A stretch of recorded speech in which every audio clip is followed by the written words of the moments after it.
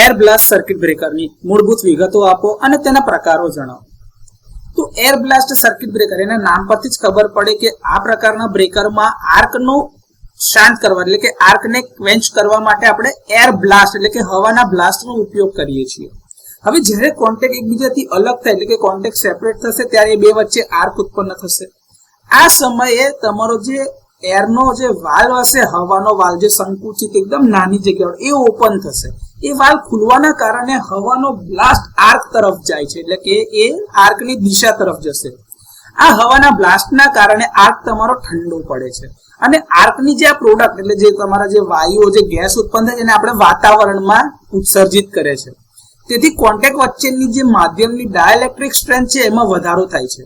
હવે જેમ જેમ ડાયઇલેક્ટ્રિક સ્ટ્રેન્થ વધે એટલે આર્કના રીસ્ટ્રાઇક થવાની સંભાવના ઓછી થતી જાય છે અને આર્ક ફરીથી સ્ટ્રાઇક થઈ શકતો નથી। આ એર બ્લાસ્ટ પ્રકારના સર્કિટ બ્રેકરોમાં બે પ્રકાર હોય છે। એક છે એક્સિયલ બ્લાસ્ટ પ્રકાર કે જેમાં હવાનો બ્લાસ્ટ આર્કની દિશામાં થાય છે એટલે કે જે પ્રમાણમાં આર્ક ઓપન થતો હોય એ જ પ્રમાણમાં તમારો બ્લાસ્ટ જે છે હવાનો એ તરફ જતો હશે જેથી આર્ક તમારો ઠંડો થઈ શકે અથવા તો ક્વેન્ચ થઈ શકે। બીજા પ્રકારમાં છે ક્રોસ બ્લાસ્ટ પ્રકાર જેમાં હવાના જે બ્લાસ્ટની દિશા હશે તમારા આર્કની દિશા, ધારો કે આર્ક તમારો ઉપરથી નીચે તરફ આ રીતે છે તો તમારો બ્લાસ્ટ જે છે એને 90 ડિગ્રી હશે। આર્ક અને તમારા બ્લાસ્ટની ડાયરેક્શન એકબીજાને લંબ હશે એટલે કે 90 ડિગ્રી પર।